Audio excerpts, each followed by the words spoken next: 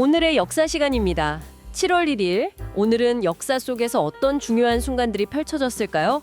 저희가 중계한 자료들을 바탕으로 한번 한국사와 세계사 속 7월 1일의 의미 있는 사건들을 살펴보려고 합니다. 뭐랄까, 주권 수호를 위한 처절한 외침부터 거대한 전쟁의 시작, 또 새로운 시대의 개막까지 정말 흥미로운 이야기들이 많더라고요. 자, 한번 깊이 들어가 볼까요? 네, 7월 1일 이 날짜가 여러 시대와 지역에 걸쳐서요. 중요한 전환점이 되었던 날입니다. 특히 그 국가의 운명이나 국제 질서에 큰 영향을 미친 사건들이 좀 눈에 띄죠. 오늘 이 시간은 그 사건들의 핵심, 그리고 그 의미를 좀 집중적으로 탐구해보는 그런 시간이 될 것 같습니다. 좋습니다. 그럼 먼저 대한제국의 마지막 외침이라고 할 수 있겠네요. 1907년 7월 1일 고종 황제가 헤이그 만국 평화회의에 특사를 파견했던 바로 그날입니다. 을사늑약, 이게 부당하다, 이걸 알리려고 했던 정말 필사적인 노력이었잖아요. 맞습니다. 그 이준, 이상설, 이위종 세 분 특사가 국제사회의 지지를 얻으려고 정말 애를 쓰셨죠. 근데 안타깝게도 회의 참석조차 거부당했고요. 이 사건이 좀 역설적이게도 일본에게는 오히려 빌미를 준 셈이 됐습니다. 고종을 강제로 퇴위시키고 7월 20일이죠. 그리고 군대까지 해산시키는, 그러니까 대한제국의 주권 수호 의지를 보여준 사건이긴 한데 동시에 식민지화를 더 빠르게 만드는 그런 비극적인 결과를 낳은 거죠. 그래도 그 정신만큼은 우리 민족 저항의 상징으로 기억되고 있습니다. 참 안타까운 역사입니다. 시간을 좀 건너뛰어 볼까요? 1949년 7월 1일. 이때는 대한민국 정부가 유엔에 유엔 가입을 공식적으로 신청한 날이에요. 국제사회의 일원으로 인정받기 위한 아주 중요한 시도였죠. 사회의 인정을 받는다는 게. 하지만 그때가 아시다시피 냉전 구도 속이었잖아요. 미국이랑 소련. 그래서 결국 소련이 반대하면서 가입이 무산됐습니다. 그때 바로 안 됐군요. 네, 정식 가입은 훨씬 뒤죠. 1991년에야 남북한 동시 가입으로 이루어졌으니까요. 그럼에도 불구하고 이 1949년의 신청은 대한민국의 정당성을 국제사회에 알리는 중요한 행보였어요.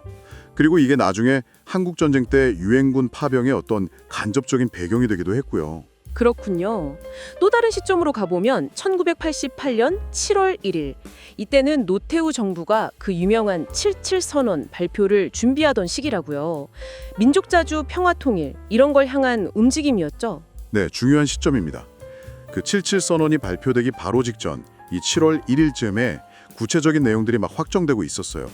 남북 교류를 좀 확대하고 북방 외교, 그러니까 소련이나 중국 같은 나라들과 관계를 개선하려는 그런 내용들 말이죠. 특히 이게 서울올림픽을 바로 앞둔 시점이었잖아요. 맞네요. 올림픽. 네, 그래서 이 국제적인 분위기를 활용해서 남북관계 개선 의지를 좀 보여주고 외교도 다변화하려는 그런 계산이 있었던 거죠. 이 선언이 실제로 그 이후에 남북 교류의 어떤 물꼬를 틀고 또 북방 외교를 본격적으로 시작하는 중요한 계기가 됐습니다. 들어보니까 한국사 속 7월 1일은 외교적인 노력이나 관계 설정에서 중요한 날들이 많았네요.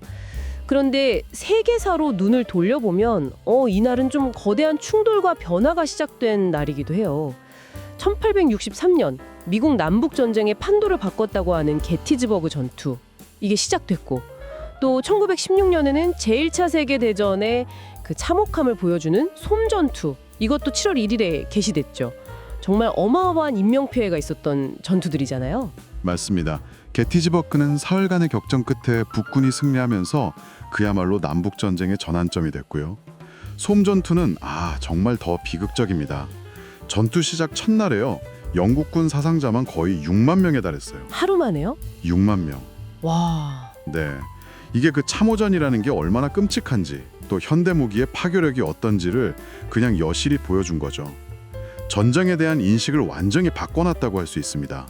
상상하기가 좀 어렵네요, 그 숫자는. 그 외에도 좀 거슬러 올라가면 1690년 보인 전투라는 게 있는데 이게 아일랜드의 종교나 정치 갈등에 아주 큰 영향을 미쳤고요. 지금도 그 영향이 남아있죠.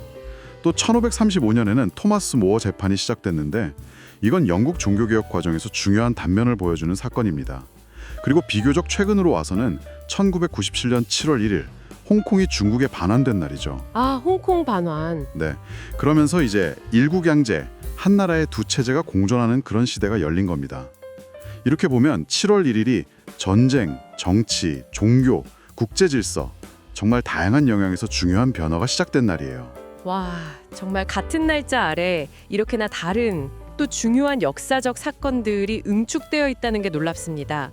주권을 지키려는 그 처절한 몸부림부터 또 국제사회로 나아가려는 시도, 화해와 새로운 관계를 만들려는 움직임, 그리고 역사의 흐름을 그냥 통째로 바꾼 거대한 전쟁과 영토 변화까지 오늘 나눈 이야기들이 7월 1일이라는 이 하루를 좀 더 입체적으로 이해하는 데 작은 도움이 되었으면 좋겠습니다. 네, 역사 속의 하루라는 게 단순히 그냥 지나간 과거가 아니잖아요.